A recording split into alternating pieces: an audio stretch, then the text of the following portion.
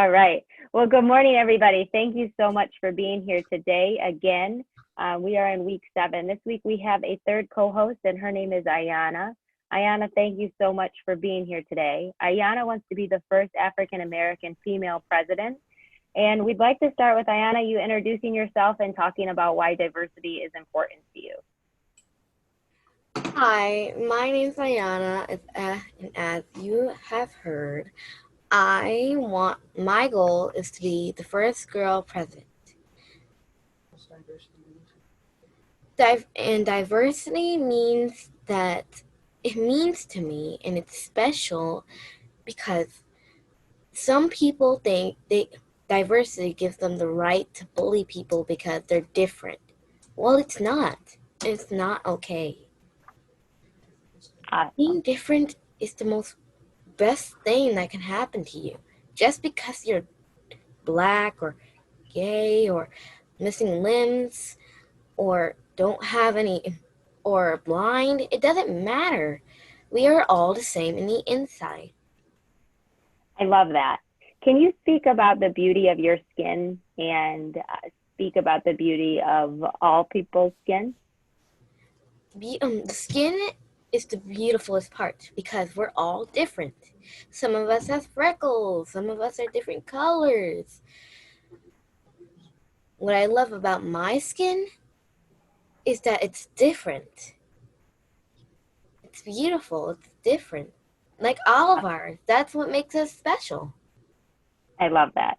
You are beautiful, and you're beautiful on the inside and the outside. So thank you for that. Anna, would you mind introducing our first speaker, Caleb? Of course. First, we have Caleb. Caleb Grime. Caleb has been a defense attorney in the state of Michigan for 8 years. I never met a defense attorney, but I am very excited to hear from you, Caleb. Thank you very much. I'm very happy to be here, very excited to be a part of the panel today.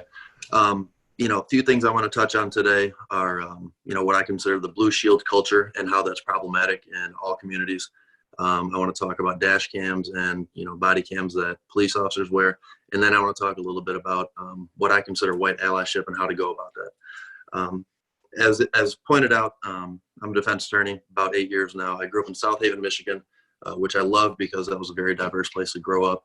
Our graduating class was probably 30% black, 30 or 20% Hispanic, and about 50% white. So it was a good mix of a lot of people. So I got to see a lot of different things. And I noticed growing up, depending on the group of people I was hanging out with, we would often be treated differently by the police whenever we had interactions. Specifically, if I was with my white friends, it seemed more of a friendly, how you guys doing, adults talking to kids type of thing. And then if I was with my black friends, it seemed a little more confrontational, a little more standoffish. And that kind of helped develop me to where I am now, wanting to be a defense attorney. As far as the blue shield culture goes, and with everything happening the last couple of months in this country, so many people are quick to point out, there's a few bad apples in the police department, that's going to happen. There's really no excuse for police officers to be more protecting of themselves and their colleagues than they are the communities around them. With what happened to George Floyd, it's incredibly easy for the officers to say that was wrong. I actually know somebody on the GRPD who has pointed out explicitly, what that officer did to George Floyd was wrong. He should be fired. He should be gone. But there's not as many officers speaking up against things that aren't popular in the culture to talk about. Just through my work and through my experience, there's officers that do wrong things. They break policy, they break the law, but you don't have other officers in the department standing up and saying, this person needs to go. We want him off the police force. And that's a problem. You have officers talking to witnesses and talking to suspects, and they want, tell on everybody that was involved. We want you to drop names, but at the same time, nobody's policing these police departments. You're supposed to protect and serve as a police officer. Most police cars that I've seen say protect and serve to some degree on the car. But generally speaking, they're not doing that, and it's at the expense of the community when you talk about bad actions by police officers. I can't imagine that anybody wanted to become a police officer and protect and serve the community that they're from or that they live, unless it means they have to tell on their colleague or they have to tell on somebody. And to me, that's why so many communities, especially traditionally minority communities, don't have trust for the police officers, because they're not speaking up against the injustices that they see. An example, last week I spoke at an event in Kalamazoo where Stephen Jackson spoke, and there was a young black man, he was about 14, spoke, and he said, I don't want to get shot by a police officer because I have a cell phone in my hand. And, his perception is his reality. When he sees things on the news, young black people getting killed for, seemingly no reason, way more often than not, that's what he believes. And he doesn't see police officers standing up and saying, this guy needs to be gone. This guy should be off the police force, man or woman. You don't see that enough, and you should. You have people make the bad apples argument. Well, yeah, of course there's going to be some bad apples in the police department. Every job has bad apples. Imagine an airline who has a pilot that crashes a plane, and they come out and they say, well, yeah, there's bad apples everywhere. Nobody else is going to get on that airline ever again. And when we have situations where, paid by the communities, paid by the state, you have these officers with guns, tasers, the explanation, oh, well, there's a couple bad apples, that's unacceptable. And we need to demand more of our local leaders to do something about that. The policy needs to change to focus protection on the community rather than, circling the wagons and protecting the police department. Because when you start protecting the police department, it's at the expense of the community. And I don't think that's why anybody becomes a police officer or why anybody would want the police to be around if their focus is more so on protecting themselves as opposed to the community. Now, as it goes for body cams, people have been paying attention to everything that's been happening the last few months. The budgets that police departments have are incredibly high. There's no excuse for any department not to have a body cam, not to have a camera in a vehicle, and not to be running all the time. Just through my personal experience, through my job, I've seen lots of police reports that I've read through, and then I've gotten the video evidence, and they did not match up. That's not a coincidence. I know that police officers, and not every single instance, but a lot of instances, will write a police report in order to protect themselves or to make the stop or the arrest seem legitimate. And in some cases, it's just not. These injustices that we see more recently in the news being captured by videos and cameras, these things aren't occurring more. They're just documented now. 25 years ago, before somebody had a cell phone in their pocket everywhere you go, somebody gets killed by the police for, pick a reason. And you just have the police officers account of what happened. Now there's videos and there's actual evidence that's coming out. And that's changing people's lives because there's actual, change happening moving forward from that point. Now, the important thing about body cams, it shows objectively what's actually happening. I've had cases get dismissed just because body camera footage shows up. And that's incredibly important because the way the criminal justice system is set up, it's once you're in, they want to keep you in. Generally, when you're charged with something, first time around, well, you plead to something, you won't go to jail, you go on probation. Okay, people generally, when faced with jail time, and when you get into mandatory minimum sentencings, which is another story, people are quick to plead guilty to something and just to avoid going to jail. Then if something happens again in the future, they're already marked as they've got priors. They're a criminal, they're a bad person.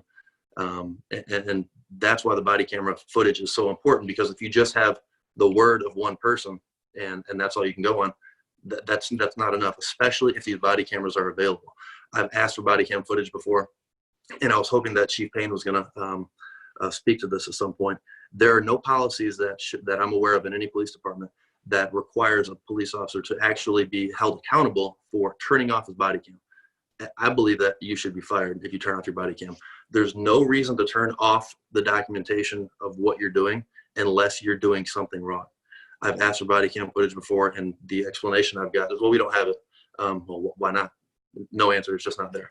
That's unacceptable. And until we talk to our local leaders and we change the policies to force these officers to be held accountable, you're not going to see the kind of change that we want to see. The last thing I want to talk about is what I consider white allyship, and just being in rooms I've been in before, being a white person.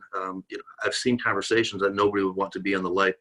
And I know there's a lot of white people that want to try to help and try to make a difference, but they don't know what to do. And most importantly, and the saddest part about it is they're afraid to lose friends. They're afraid to upset family members by speaking out against racism and speaking up for what's right. If you're going to be an ally to this movement and you're going to, consider yourself part of it, you can't be an ally part-time. You can't, just let these older people that, oh, this is how they are, this is how they were raised. You can't teach a new dog or old dog new tricks. That's unacceptable. Racism, in my opinion, is a white people problem, and it needs to be addressed by white people, or it's going to be upheld, and the systematic racism in this country is going to continue, and it's not going to stop. If you're actually a part of this movement and you want to see positive change, you need to be willing to lose those friends. You need to be willing to ostracize those family members, to actually get people's minds, not necessarily to change, but to start thinking in a different way. If you care about these people, if they see you knowing that it means so much to you to actually stand up for something, they're going to start thinking about it. You're not going to fix everybody, but that type of change has to happen. And as I said, you got to be willing to lose people in your life if you actually care about this. That's all I've got today. So I appreciate it. Thank you very much. Thank you so much, Caleb, for sharing. It's really great that you have that background, that you're able to share that with us and inform a lot of people who, like Ayana said, is like, what does a defense attorney do and what are they helping to do? And I believe that Ayana had a question for you.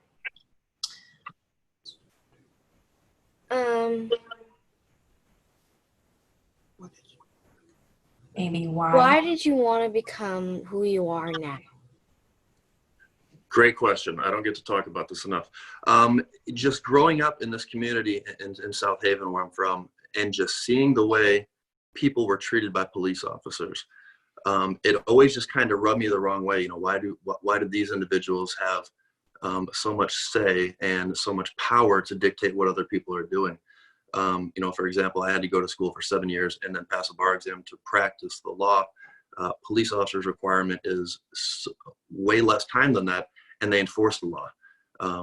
And as we're seeing, a lot of things that police officers are doing, and I'm not saying every police officer is a bad person or does a bad job, but most importantly, the good cops that don't speak up against the bad cops in the department, they're as bad as the bad ones. They're not doing any good. They're not helping.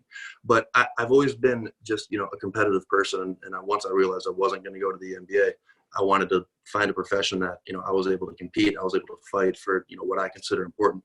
And just seeing my friends treated differently by the police than I was treated, it always bothered me. I didn't think that was fair, and I wanted to do something. And specifically, my black friends, they weren't given, from my perspective and what I saw, they weren't given the same deference that me and my white friends were given. And it was always, they were seen more as, a threat or older or more adult. So I just wanted to do whatever I could to be a part of making some kind of change and being a solution to what I consider a big problem. Caleb, a question came in, and it says, I've heard that a smaller county doesn't have the capability of retaining body cam footage for more than 30 days because of technology costs or storing too much video footage. What can we do to make sure that costs are associated more to the body cam footage and more affordable for the smaller counties? I don't think it's true that there's not enough money. I just think that they prioritize their money in different places. If you look at, especially what happened in Grand Rapids during the rally and the protests, there's officers that look like they're in the military. There's so much equipment and things that are, military grade stuff that they're used for police in the community. I don't think that's necessary. I think it should be a priority to catalog and document that footage. It's capable. It costs more. Yeah, absolutely. But I think, the priorities need to change. I just think that they would rather spend the money on other things. Generally speaking, it doesn't do anybody any good. And if the police officer's goal is to be trusted by the community, they should do everything they can to make the community trust them. Preserve the videos, preserve whatever you got, make sure the community knows we're trying to keep this so you feel better about our actions. So I would just, completely reject the idea they don't have enough money for that. They're just prioritizing in the wrong place. Very good. So there are a couple other questions, but we probably should get to the next speaker. And then maybe at the end, if we have more time, I think we should ask a couple other questions that came through, if that's okay. Yeah, great. Okay, cool. Ayana, do you want to introduce Whitney? Next, we have Whitney White. Whitney White has her bachelor's degree in criminal justice and is a D&I project manager for an organization called Talent 2025. I learned that Talent 2025 is a nonprofit organization who has over 100 CEOs who work to ensure our talent in West Michigan is the best in the country. They advocate for those without a voice and strive to make West Michigan the best place to live and work on. Thank you so much for being here today, Whitney. Thank you for the introduction, Ayana. Good morning, everyone who's joining via Facebook and then also Zoom. Everything I share today will be a reflection of my own personal views and experience and not a reflection of my company. Today, I'll talk about racism from two different aspects. One of them is interpersonal racism, which occurs between individuals, and the second is institutional racism, which is pretty much discriminatory treatment, unfair policies and practices, and inequitable opportunities based on race. And I'm also going to focus on the workplace and what it's like to be a Black woman in corporate America. So some background on me to get us started. I am from Grand Rapids, Michigan. I was born and raised on the southeast side of Grand Rapids, Michigan, and I still reside here. So if you are familiar with any of the work that Kellogg is doing around diversity, equity, and inclusion, my neighborhood, the 49507 zip code, is considered to be a neighborhood of focus. So very high unemployment rates, poor performing schools, low educational attainment. There's a large number of returning citizens who come here after they serve time in jail and or prison, very low median household incomes, and high crime rates. Almost every time a person is murdered in Grand Rapids, they reference the southeast side of Grand Rapids. So that's where I came from and where I still live. I attended Grand Valley State University. I do have a bachelor's degree in criminal justice. I was really one of the few people of color in my class, especially in the Allendale campus. And at Grand Valley is where I would say I first experienced racism. So I had a really positive experience, but others that I'm very close to had things happen like the N-word was written on their dorm room door. There were acts of hate crime, both on campus and off campus. And then there were other instances where white students didn't want a room with Black students. So that was where racism kind of first appeared in my life, I would say. In my current job, I work as a diversity and inclusion project manager for Talent 2025. So I work directly with CEOs, human resource leaders, diversity officers from over 100 companies, and I lead multiple regional diversity and inclusion initiatives. Our whole goal is to help employers attract and retain more diverse talent. So with that being said, when you think of CEO, you probably think of a white man, and that generally is the case. There's a very small percentage of women, and then also an even smaller percentage of people of color. So let's talk about current events. So over the last few months, I feel like the unjust killings of Breonna Taylor, Ahmaud Arbery, George Floyd, and others, countless others, have brought to light that the systemic racism that both African American and other marginalized communities face is very real. Communities of color are deeply impacted by this inequity. And as a result, if you are, currently reporting to work, or if you're employed right now, you'll notice that many employees of color, especially, are very emotional, we're stressed, we're disengaged, feel the need to cover more than normal, right? So we're not as happy at work, we're not as motivated, things like that. So now that leads me to talk about what it's like to be Black in corporate America. The Harvard Business Review wrote an article called Toward a Racially Just Workplace, and they highlighted a bunch of things that actually resonated well with me, and I want to share with you today. So, compared to the white peers, African Americans with the same credentials are less likely to be hired, developed, and promoted, and our lived experience is noticeably worse. So African Americans face many types of racism: aversive racism, modern racism, interpersonal, systemic racism, and then we also deal with a lot of microaggressions. One thing that happens to me often is that I'll be in a meeting with peers and colleagues, and I'll suggest an idea, and my idea may not be acknowledged or may be dismissed. But then there could be another person, a white person of color, a white person, or a white man who says the exact same thing that I say 5 minutes later, 20 minutes later, and then the whole mood is different. Everybody praises the idea, and they're like, "That's great. Let's act on that right away." It's like, I said that 5 minutes ago. You didn't hear me when I said it? So microaggressions, things that happen in the workplace where people kind of devalue people of color, and it happens to women a lot often as well.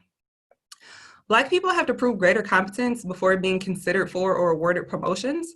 So Black people may have to go through an interview, do a presentation, provide references, and things like that, where white people are promoted simply because another white person vouched for them. That happens often both with getting jobs and then also promoted.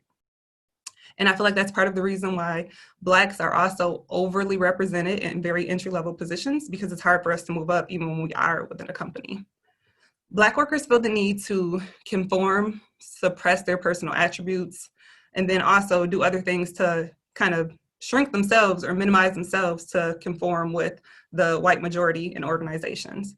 So I've been guilty of this as well as a Black woman. When I first started in corporate America, I always felt the need to change my hair in the sense that I would straighten my hair because I thought that that was more acceptable. According to the internet, this is more professional. So I wouldn't really wear natural hairstyles or colored hair and things like that. Even though as a Black woman, I enjoy changing my hair, but that's just one of the ways that I felt the need to conform to, fit in with the majority culture.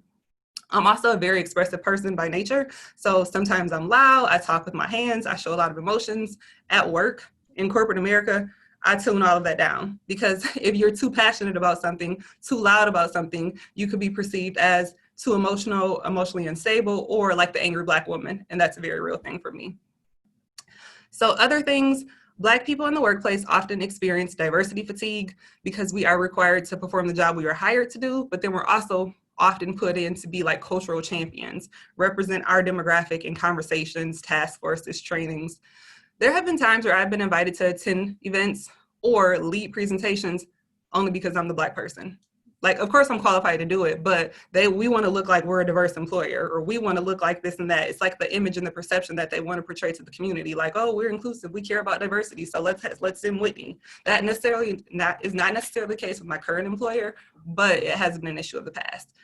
I also really want to talk about pay inequity, because this is a very real challenge as well, in a way that I feel like racism is perpetuated in the workplace.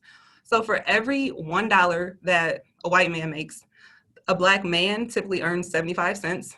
A Latino or Latinx man earns 67 cents. A Black woman earns 61 cents. And a Latino or Latinx woman earns 53 cents. So if you've ever worked in a nonprofit or managed any type of budget, then you know that you're able to see every line item. And it's been apparent to me in the past that I have been underpaid compared to my white colleagues. Being Black in the workplace, good is not good enough. You have to be exceptional. When you think about the way you speak, the way you dress, the way you respond to emails, because if you have that one off day, they're going to judge you, they're going to talk about you, they're going to write it down, and they'll probably bring it up later, at a performance review or something like that. It's almost like you can't have an off day. You're expected to be 100% excellent all the time. So just want to bring up some of those factors. There's a bunch of things that you could do in order to help this. One thing is educate yourself. As white people, Black people, everyone needs to educate themselves. But I do want to say that Black people, it is not our job to educate white people on the topic of race or racism. Sharing your experience is one thing, but there are an abundance of resources available. So, podcasts, books, articles, TED Talks, things like that, where if a person really cared, they could do the research on their own. So as Pete said on a webinar through McStaffing about a week ago, maybe 2 weeks ago, he said that discussing race is like reopening a wound. And that's very true. So Black people, we cannot keep traumatizing ourselves for the benefit of others. And then also, George stated that kind of given the context of minorities sharing information, we should be compensated for some of this. So you can't just expect to continue to extract information from us without some type of compensation, especially if it's rewounding ourselves. So educate yourselves, take action, be intentional, and then also hold yourself and others accountable. I'll pause there for questions. Oh, thank you so much, Whitney. I found myself nodding like every 10 seconds. The code switching is real. The extra hurdles that you have to jump are real. And the comments on hair, which we barely got on last week, are very real too. So I believe that Ayana wants to start with questions that she had. Have you ever wanted to quit because how they treated you? Yes. There was a project that I was working on, and I felt like regardless of what I did, my voice was not heard and I was intentionally excluded. And I brought this to the attention of the project leaders, the facilitators, my boss, and we had so many discussions about how are we going to work through this. But yeah, there was definitely a point where I just said, I want to walk away. Like, I have skills, I have education, I have experience. There's people in my inbox every other month trying to recruit me. I don't have to deal with this. So yes, there is a time where I wanted to walk away because of the way I was treated. Yeah, no, thank you so much for being honest in that. And it looks like we have a question from Facebook. It says, Whitney, thank you for sharing. Have you encountered a company that you felt their diversity and inclusion initiatives were performative? In other words, were they only engaging with diversity and inclusion as a way of seeming legitimate instead of actually believing in change? Yes, I 100% agree with that statement, especially now after the George Floyd murders. A lot of companies, I'm sorry, that was worded poorly, but you guys know what I'm trying to say. After the recent killings, especially by police, there have been a lot of companies who have put out public statements claiming that they stand in solidarity with the Black Lives Matter movement or that they value diversity and inclusion. But if you went in to have an like an internal confidential conversation, they are not doing anything to advance the diverse population that they have. They're not necessarily sourcing in diverse neighborhoods. They're not developing the diverse candidates that they have. They're not tracking any type of diversity metrics. So basically there's nothing in place. They're making these blanket statements to appear like they care, to try to keep the Black dollars coming in probably. But yes, when you look internally, there's nothing in place to support and or develop that minority talent. So yes. Whitney, last question here, and there are a couple more that came through, but again, we want to make sure we are intentional of time. What would you say, in your opinion, has our justice system failed people of color? Looking for one specific example?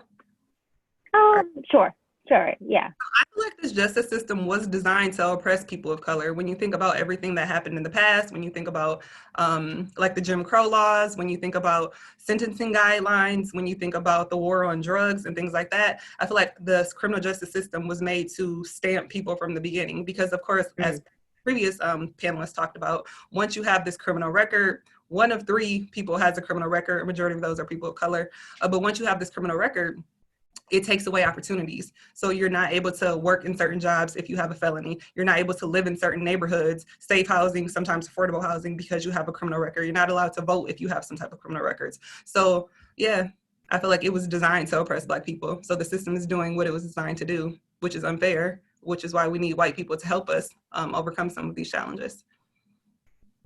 So a couple other questions came through, and I think we could ask them.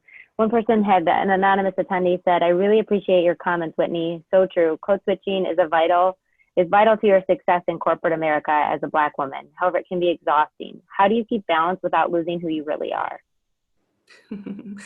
Working in diversity and inclusion, I feel like I have found my path in the sense that I can now be more authentically me. I can express who I truly am. I also feel like it's the organization that you work for. Yes, code switching is very real, but if you are at an appropriate organization or a company that's a good culture fit for you, you won't have to do it as much. So for an example, with the company that I work for, there was a time where I came in with like bright red hair extensions, and I asked my boss, because I wanted to be respectful, like, is my hair okay? And my boss said, it's your hair, it's your choice. So I said, okay, this is a company I can work for, because there's not gonna be like a meeting with HR saying you need to wear natural colored hair, like things like that. So part of it, I think, is just working for the appropriate employer that actually aligns with who you are as a person and what your values are.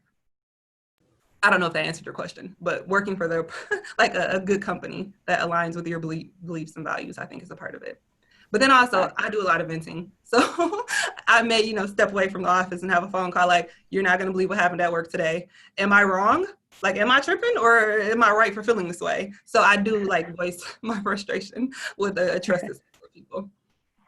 Awesome. Thank you so much. I feel like you spoke from the heart, and then also just such amazing facts, and I think it was very informative for everybody. So thank you, Whitney.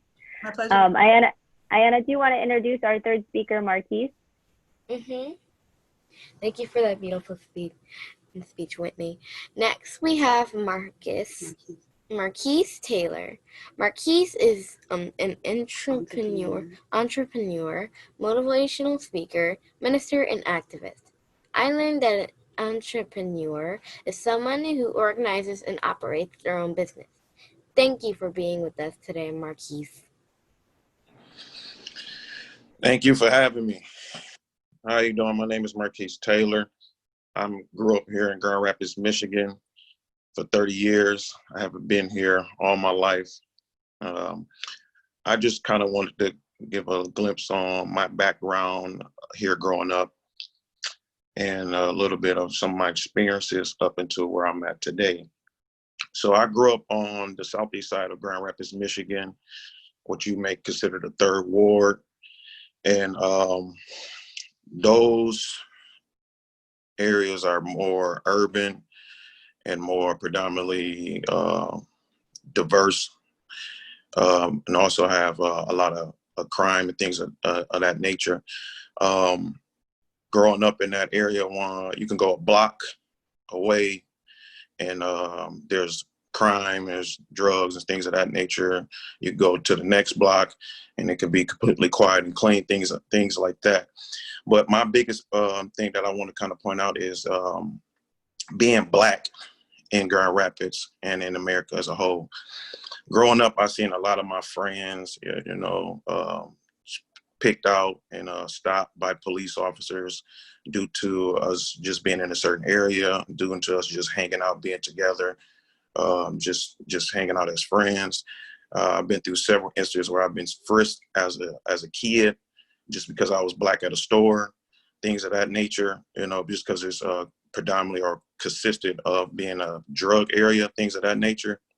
So I had a rough experience growing up because everything was so narrow-minded when it comes to African Americans. I don't think I've ever seen a white person in my community stretched or stopped by the police, and that's a known fact from my perspective.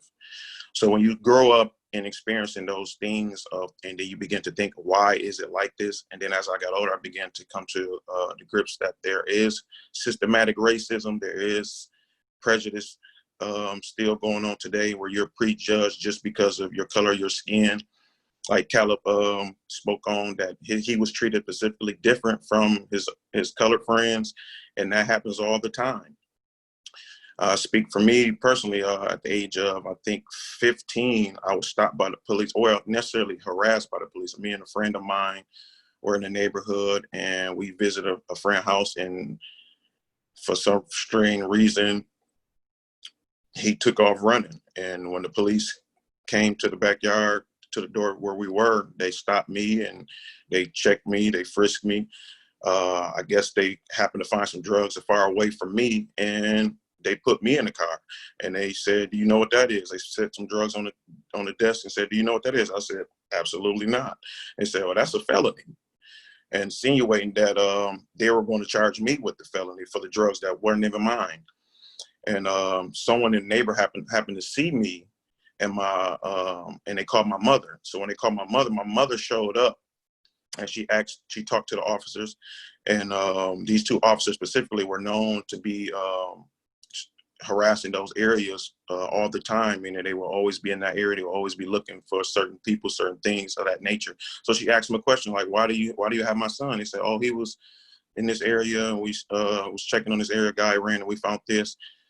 She like, "But that wasn't on his person." She like, "No, but et cetera, et cetera." Long story short, if she had not shown up, I would have been a statistic in police brutality, systemic racism. I would have been another statistic. I would have had a felony that day, and I would have been charged with some drugs that wasn't even mine. So as I moved beyond that, I began to just trying to seek out, why is things like this? So as I got older, God had kind of worked some things out for me where he positioned me to meet some certain people. And I met a friend of mine named Lori Tannis in the downtown Grand Rapids area. She's an entrepreneur. She owns some property downtown. And she reached out to me and some of my other friends. And she worked with us. She tried to identify with us what the issues were. And she happened to be white. And growing up, I didn't have too many mentors and things like that. I didn't have a father in the home. And I think that's another aspect of why systemic racism and injustices in communities of color is more so predominant, is because there's no fathers and there's no mentors in the community to help fight and combat these issues. We don't have no one to look up to. So we try to identify and find out things on our own as young people. And then our moms are single predominantly, and they have to raise us alone, and you only could teach a young man so much. So it's things like that that I drew to kind of combat myself personally, try to identify ways to become that mentor, to become a father. I'm a father to myself. So I try to be the best father I can be because I know it's important. I try to be that mentor because I know that image is important to the young people today. And then that's the only way to kind of come out of this as a whole. But as far as a systematic perspective, I think, again, as Whitney had pointed out, that and Caleb, that, you know, the white people have to step up, you know, our white counterparts have to step up and speak against these injustices. Because I believe, if you're in a position where you're not technically Black, that is not your concern. And I see that all the time. I see a lot of people kind of ignore things because it's not them, or they don't have to deal with it. But I strongly believe that these systemic issues are happening because people have created a culture where they don't speak on it, or they don't think it's necessary to speak up because they will lose something. I don't think George Floyd's life should have came to a death just because his officer had sit there and witnessed it and just watched it, thinking that it was something normal. And no, that whole scene just didn't sit with me. So things of that nature. So I just believe that if we come together as a people, that we do away with our differences, and that we be realistic about what's going on in our society, that, you know, we have to work these things out together, and we have to come together and come up with a plan to break down these systems that allows police brutality, that allows people to make excuses for the crime and the wrongs that they're doing. Marquise, thank you so much for that. I feel like you really spoke on a lot, which was very informative. We have, would you be okay if we come back for the questions? It looks like we had quite a few come in for you, Marquise, and just have Chief Payne speak for a couple minutes, because he had an emergency come up today. And we'd like to have him speak for a couple minutes and then come back to questions that we had for you. Is that okay? Yes, that's fine. Okay. Ayanna, would you like to introduce Chief Payne? And thank you, Chief Payne, for being here. We're excited to hear from you and very grateful for you to take some time to speak to the leaders in our community. Next up, we have Chief Payne. Mr. Payne has dedicated his life for over 30 years to the City of Grand Rapids Police Force, eventually working his way up to Chief of Police. This is so neat to hear. I learned that the importance of Mr. Payne's job is he's still head of police and works with the community. We're so grateful to have you, Chief Payne. Thank you so much for your time and effort serving our country. Well, community. Well, thank you. I appreciate that. And I apologize to everyone. I had something come up today that I couldn't get I had to attend to, but thank you for having me. I wish I could have spent more time with you today and been part of this program and to listen. That's one of the things I'm looking to do. As I mentioned, one of my primary duties as police chief is interaction with the community. When I was appointed, one of the things I mentioned to people, I have been a police officer for over 30 years. That allows me to have an insight in law enforcement. I've seen many changes. I think there's many changes that we need to focus on, and moving forward, there's more that we can do. We should never stop trying to improve ourselves in law enforcement. But I've been a Black man for over 50 years. That's a lot more experience. So I have knowledge of both worlds. I know what it is to be an African American growing up in America. I know the struggles that could present, but it should never stop anyone. We have to continue to do our best. But no doubt there are things in place that has been issues for people to be able to, people of color, whether they're Black or brown. Those are things that have to be broken down. My hopes as my time as chief is that I attempt to bridge that gap. And I think that you do that by building relationships that eventually lead to trust. is not as simple as can be done overnight, but it's something that needs to be done. So that's my biggest commitment, is bridging that gap between people of color and law enforcement, so that better relationships can build.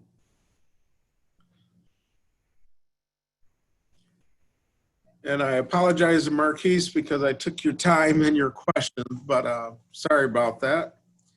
Is there a few questions I may be able to answer real quickly?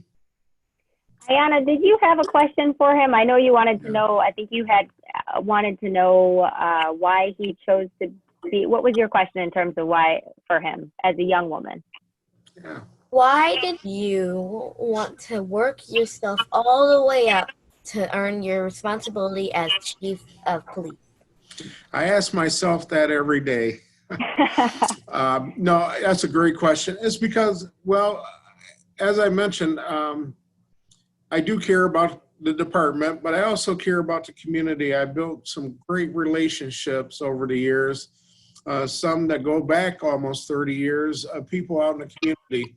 I think we have a good community, but I also believe we have work to do. Not everything is the way it should be. And I took this responsibility and I didn't take it lightly, but I want to build a better community with police working together with the community and community working with police. We have to build mutual respect and mutual trust.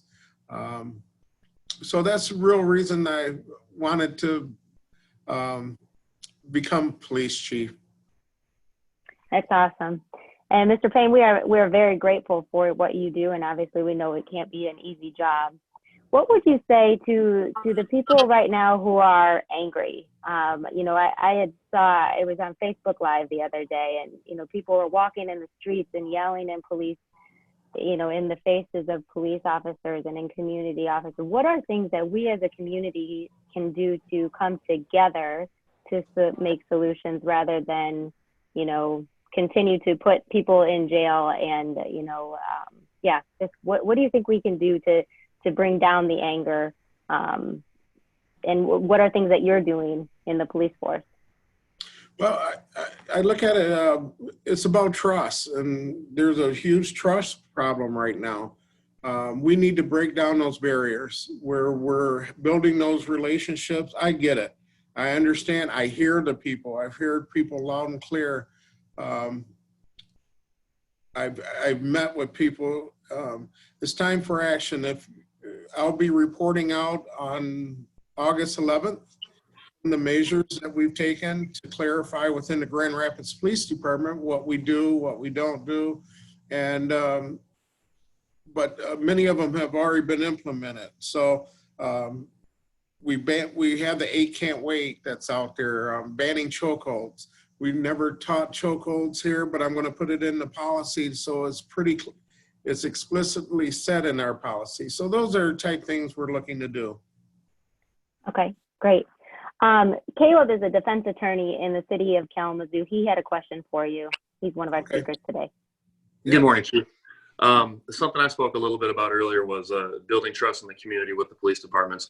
And something I think is a big problem there is the whole blue shield culture, you know, officers not ever telling another officers are doing wrong or wanting to, you know, have to do that.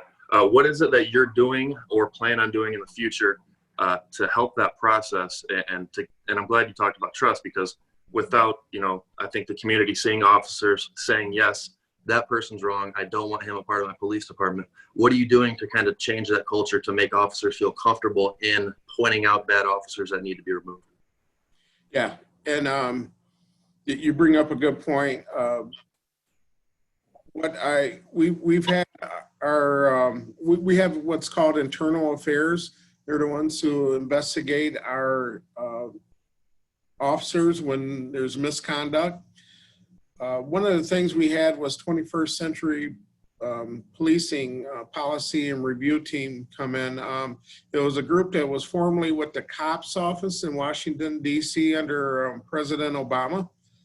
And we asked them to look at our process on how we intake information, complaints and different things. And they said we had one of the most progressive internal affairs unit in the country. With that said, they also mentioned that our internal complaints that we generate internally, not by citizens, is far exceed anything they've seen in the country. That is officers turning in other officers, or the department holding officers accountable for their actions without citizens' complaint. That's the culture that has to be built in every police department. Every police department employee across the country has to know that if you're doing something wrong, you have to report it. The duty to intervene, we've had that part of our policy. We're going to make it more strong, not strong, but more pronounced in a different portion of our policy. You have to build that culture within your police department to know that not only if you don't report wrongdoing, if you don't report wrongdoing, you're going to be held accountable for it. And is it 100%? Absolutely not. But the message has to be, I will hold you accountable, and I will in the Grand Rapids Police Department if you're part of any part of misconduct in this department, and if you don't report it, if you knowingly don't do it.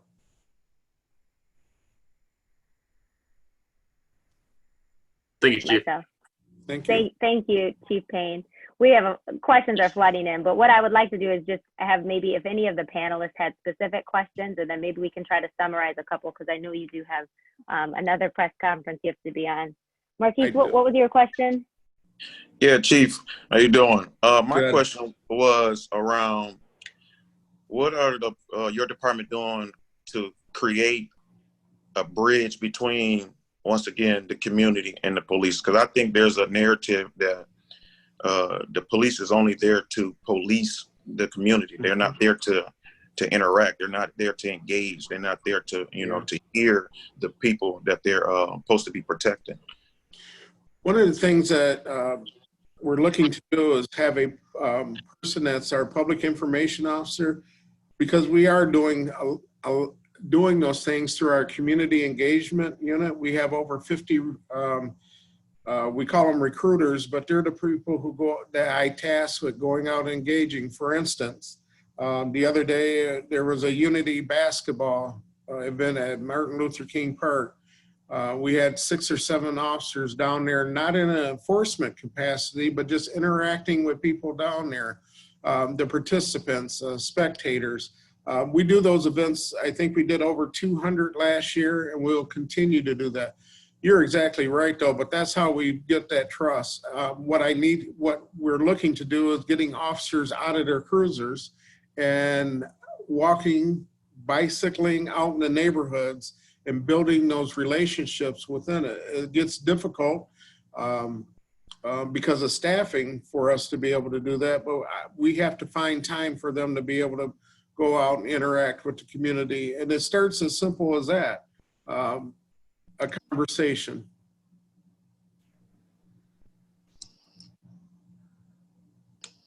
I keep muting myself and then forgetting to unmute myself. Do you have time for 2 more questions, or do you have 2 more? Yes, okay. Sure. What do you say to people? Well, this could be a double-ended question. So the first part would be, have you personally had any experiences in terms of racism from other police officers, and how have you responded? And then what do you say to a person that sees you as blue before they see you as black? Yeah, I'll take the first one first. As I mentioned, I'm an African-American all my life and proud of it. And I waved that flag and put that out there. I would never want to change that. So for someone to see me as blue, I am proud of also my career in law enforcement. But with that said, that's bridging that gap. I am both those people. As far as racism, I've never tolerated it if it occurs. Very early on in my career, I think I set the tone of what I was about, and people know that is not an area. But that creates problems also. Have we had officers with race issues in our department over the years? Absolutely.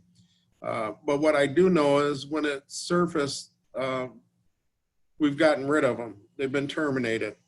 And that's my commitment to the community. It will not be tolerated, and under my watch, and it never has. I think I built a pretty strong reputation on my feelings of that. And it's not just race, it's gender, it's everything. So when we talk about being equal, we got to start at a place of equity, because being equal is not equity, or there's not equity built into it. Several of our, when I first started, I'm getting long-winded here, but when I first started, there was only one person that was considered minority in the police department that was a supervisor. There were a number of people who sued the city in a lawsuit over that because no one was getting promoted. And those brave people won that lawsuit. And that's why I'm sitting in probably the seat I am now, because something had to be done about that. That's one example where I believe racism did play into the department promotional system at the time. That has obviously changed. So it's when those type things come up, we have to address them. We have to talk about them. And if it requires a lawsuit, as those officers needed to do, that has to be done also. Thank you. Thank you so much, Chief Payne. We definitely are honored to have you here and appreciate your time today. Again, grateful for what you do for our community and your service and all you're doing. So thanks again. I don't know if you have any closing remarks or any calls to action, but we, again, appreciate you being here. No, I appreciate it. These are important topics we need to talk about and discuss, and maybe in the future, I can do this again and be able to participate through the entire part of it. And so my apologies to you and your visitors and the other panelists on not being able to participate more fully today, but I'm grateful for the opportunity to at least touch base and answer a few questions. Thank you. Ayanna, did you want to introduce Ata? Maybe. I think you got to unmute yourself. There we go. Okay. Now we have Ata, Ata Abande. Oh, next we have, Ata is an inspirational speaker, certified coach, and business leader. He's the founder of AGO Design Group and CEO of Inflatable Socks. Very impressive.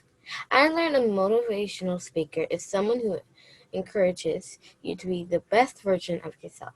Welcome, Ata. Thank you so much. And thank you so much for that awesome introduction, Ayanna. First of all, I just want to say that you are inspiring me. I wish I was as confident as you are when I was your age. I don't know where I would be right now if I was. So keep it up and keep being you, keep being awesome.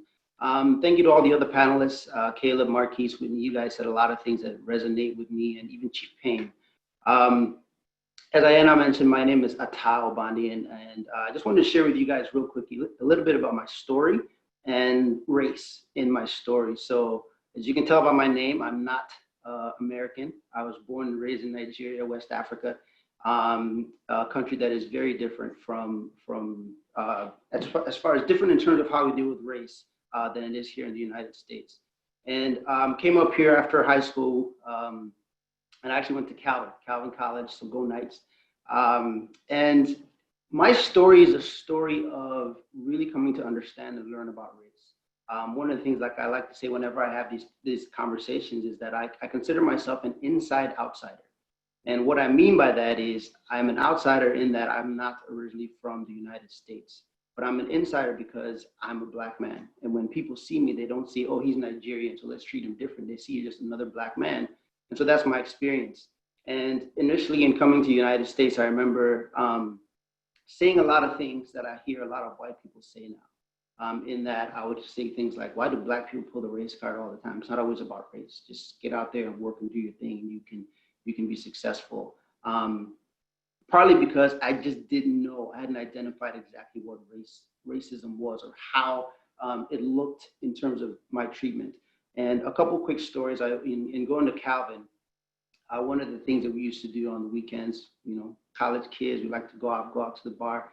And we, for whatever reason, we decided we would drive down Lake Drive every time, because Calvin butts up against East Beltline and Lake Drive. We drive down Lake Drive, down Fulton, into downtown, hang out, have a good time, and then drive right back the same way. And as you would imagine, it'd be a few of us guys, because we hung out with the other Africans. So you about 4 or 5 African guys in the car driving through Lake Drive at 2 o'clock in the morning. For some of you, just me saying that, you already know kind of what would happen. Invariably, we'd be pulled over. And but the good thing about it was we never got any kind of issues. We never got any kind of tickets or anything, partly because we show our Calvin IDs. We almost thought that was a get out of jail free card, but we thought that was normal. Coming from Nigeria, you interact with police like that in various ways. So we thought that was normal. So much so that we would plan that into our drive time. Hey, if we leave now, we'll get pulled over, probably about 10 minutes. We'll get back to the dorm and we'd have X number of hours to sleep before we have class or whatever. So anyway, that was my experience. I remember it took me about 4 or 5 years to really identify what race was and understand what it is. And some of that came in my career following college. My first real job was working at a bank. I worked at a few banks locally. I had a 10-year career in banking. And in that time, I experienced a lot of the things that Whitney mentioned from the Harvard Business Review in terms of downplaying my personality. I had dreads back then. I cut them because I thought it was going to limit my promotion. I didn't get promoted. I got passed over a lot. As a matter of fact, I would train. I led my district, and one bank in particular, led my district in sales for about 1.5 years and wanted to be promoted to a bigger branch, and had that conversation with my district manager several times. And every time it was different excuse. But I was the branch that she would send all of her new hires to train. So every time she hired a new manager, she send them over to my branch. They'd spend a month with me training on how to be a manager at the bank. And each time she'd say, well, I want you to do this. I want you to do this before I can promote you to this branch. Only for me to train another individual, send a guy over to me. I trained him. He had never worked at a bank before. He had worked in finance, but not in banking. Only for him to be placed in the branch that I've been asking for almost 1 year. He was a white male, great guy. I have nothing bad to say about him. And I don't think that she was racist at her core, but I just feel like one of the things that Whitney mentioned is that what do we see when we see different positions? And I just feel like maybe for that branch, she just didn't see me in that branch and saw this other individual as somebody that would be the right person to be in the branch. And so things like that led me to deciding to get out of banking. I lost my job. And when I lost my job, I went through another part of what Whitney mentioned in terms of not being able to get a job. I had a master's degree, bachelor's degree, obviously, some of the biggest banks in the world on my resume, successful track record, and applied to hundreds of jobs and got a handful of interviews, let alone actual offers. And that led me to starting my company, Algo Design Group, which led me to kind of the work that I'm doing now with Sprint GR, which is a business training program that is geared towards minorities, the underserved entrepreneur, in hopes of closing that wealth gap. A lot of us have seen the now infamous article that listed Grand Rapids as one of the best cities to start a business, second best in the country, but 51 out of 52 for African Americans financially, or 122nd out of 180 some cities for Hispanic entrepreneurs. And so the work we do is to try to close that gap. I always say that the work we do is at the intersection of race, this race conversation. And so that's what we've been doing for the last 6.5 years, is being able to train up and help develop minority entrepreneurs that can change the narrative of our city to be one where it is or can be the second best city in the country for anybody that's an entrepreneur, not a specific, whether you look like me or look like somebody else. So it's been quite a journey of learning for me, and just really understanding. For me, obviously, learning about race was something that I was forced into because, again, of my skin color. You have to learn to navigate because of your skin color, and so I've been forced to learn that. And it's really important to say that, because as Whitney mentioned, the code switching thing.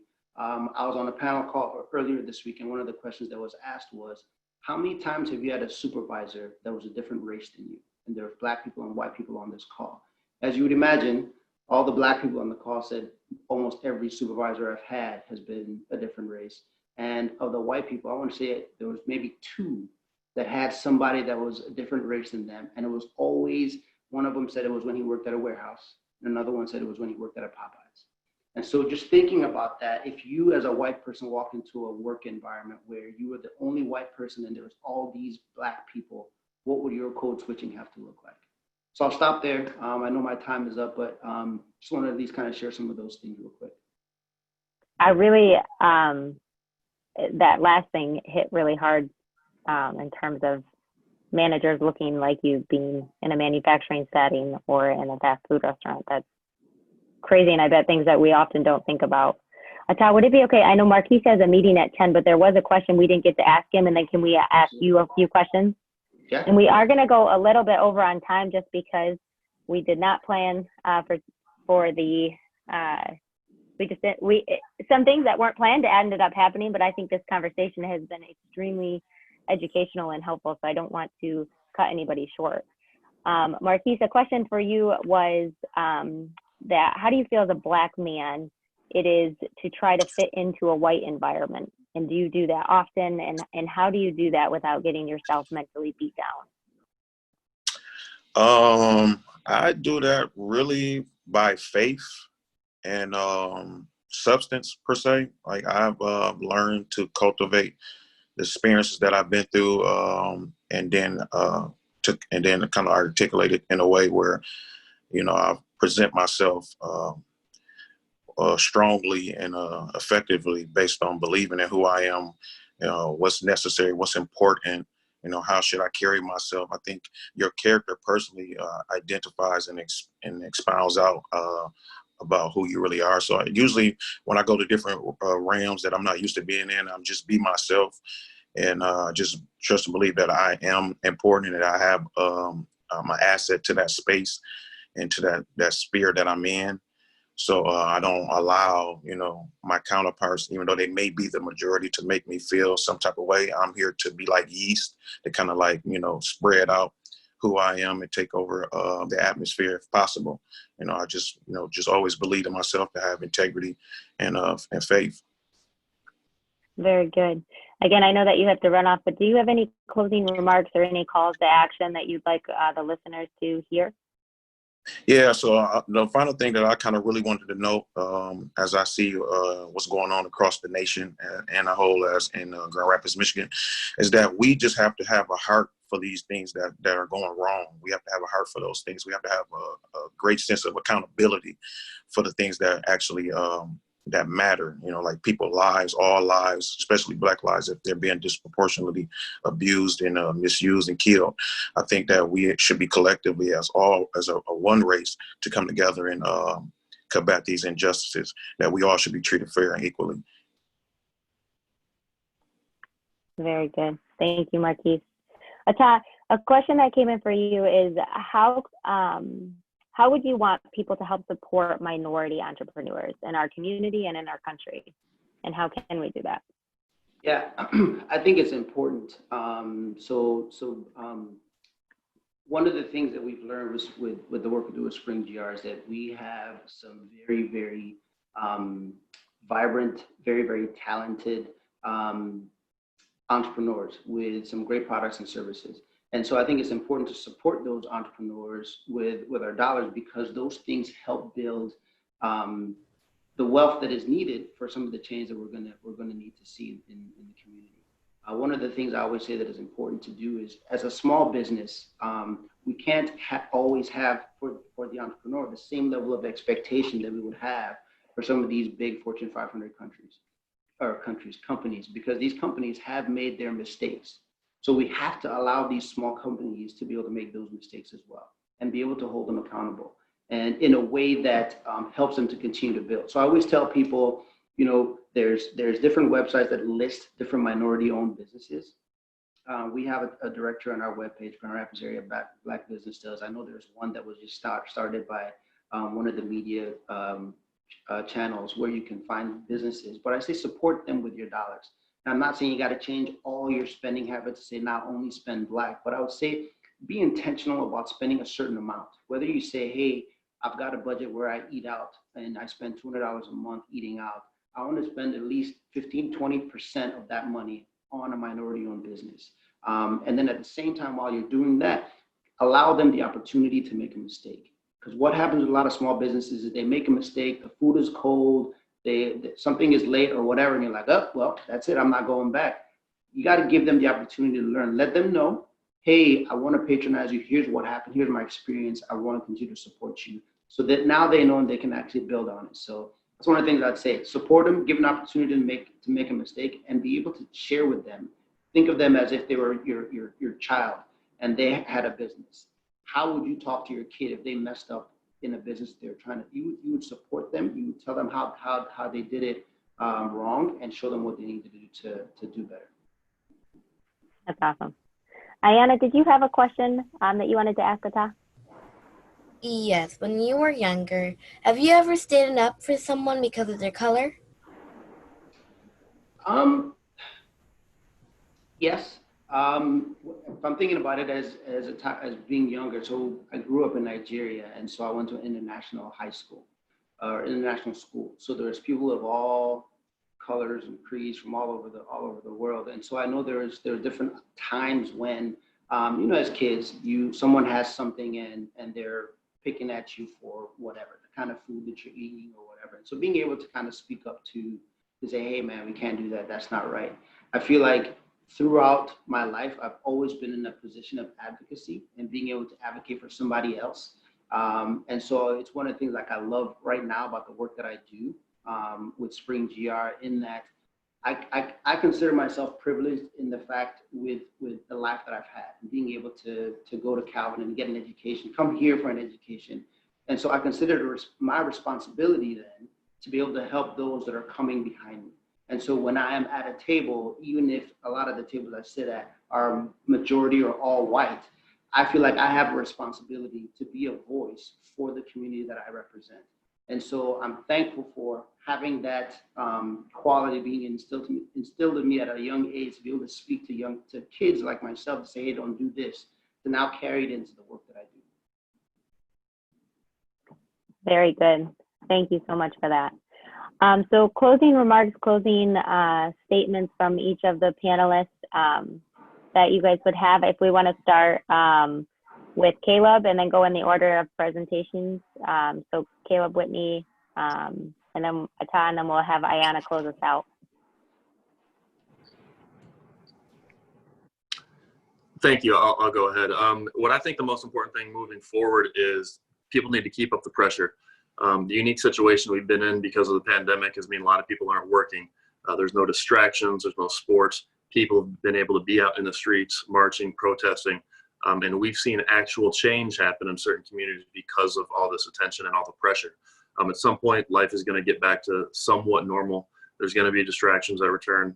Again, sports, I think, is a big one. At the protests I've been at, I wonder how much people wouldn't have been there if the NBA playoffs were going on. So, the distractions are good for the system, and the systemic racism is going to stay in place as long as people are distracted. So I think the most important thing, people need to keep up the pressure, keep putting the pressure on public leaders, people in their community. And, if things go back to normal, they're going to go back to normal. And normal is not a way that's going to be, helpful for anybody. All right, I'll just jump in because I'm next. My call to action would be to use your privilege, power, platform, and resources to advocate for those who do not have a voice. I also want to remind people that when I say privilege, I'm not just talking about white privilege, because all of us have privilege based off how you are situated in life. Those of us who have college degrees, that's privilege. If you are a part of a certain income class or income level, that's privilege. If you have a big platform, a large following, whether it's social media, within your job, within your church, whatever, that is privilege as well. And then I also want to encourage those influential people who do have a little bit of power or privilege to really consider mentoring and or sponsoring those people of color in their community who may not have opportunities without your help. Because part of the reason that I got to the place I am is because influential white men advocated for me to have a seat at the table or a job and things like that. So we all have a role to play. That's awesome, Whitney. to piggyback off what you just said, my husband and I have looked at the businesses and the people that we are supporting and asked them what their stance is on minorities and leaders, and where does their diversity look like in their organization. A lot of people have stayed silent, and a lot of people have said, well, we don't support this. On the other hand, we've seen a lot of organizations that are supporting more diversity in the leadership in roles in their organization. So I would also ask, you know, a lot of individuals, whether you're white, black, or any demographic, look at who you support.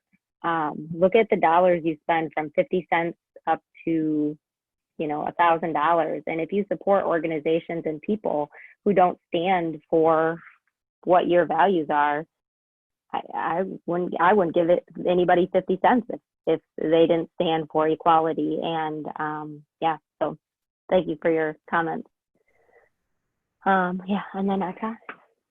I think I would echo kind of what Whitney said. I would say one of the things I would always encourage is build a relationship with someone that looks different than you, so you can understand their reality. It's so important. One of the things, like, I've learned is that a lot of the issues we have as a country, from everything, can be solved with relationship.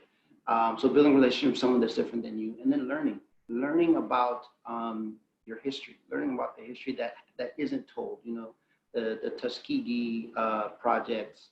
Some people did. It's interesting to know how many people didn't know about Juneteenth. So look up some of these things that have happened in Black history that people don't realize, to understand some of the emotion. But I'd say, yeah, have conversations. A lot of times we shy away from the conversation about race, which is one of the reasons I'm so happy for mixed staffing doing this. We shy away from it for so much, and until you have the conversation, you can't learn and you can't move forward. We're afraid to offend people, but offending people is part of being human. And I've offended my wife before, and by me offending her, she's talked to me to say, hey, babe, don't say this like this anymore. And I've learned that's what's going to happen with our conversations about race. Don't be afraid to offend. I'm not saying do it intentionally. It's going to happen if you're going to learn. I've offended people because I've had to learn about race. And so be willing to be vulnerable, to be able to apologize when that happens, so that somebody can gracefully teach you how then not to. Very good. Ayana, any closing remarks or anything that you'd like to say? Well, do I say the ending? Yeah. So, do I do the ending, or do I? Sure, anything that you want to do.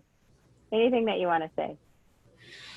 Well, I just wanted to let you guys know, and the people who are watching, is don't be afraid to make a change. If we can work together, so one day, we will bring Martin Luther King Jr. dream back to reality. I love it. Thank you so much. Thank you to all of the speakers, to all of the listeners on Facebook and on Zoom. We are so grateful to have all of you guys here and your voices be heard. I feel like today was so educational, and so we really appreciate that. Courtney, I don't know if you have any closing remarks. Next week, it's planned to be our last webinar, and yeah, we just are grateful for all of the voices we've had. We've now had 35 voices spoken. So thank you to every person who has been on the panel. Thank you to Courtney for all of her hard work coordinating this, and Nikki and Victor for helping out on the back end, and then Ayana for helping us co-host. Any additional thoughts or remarks, Courtney? Yeah, no, thank you guys again so much for being here to join us. Yeah, to 35 stories that have been shared, and some of you have heard all 35. So thanks again for being with us. They'll be on our website and on our Facebook page if you want to go to listen to past speakers that we've had.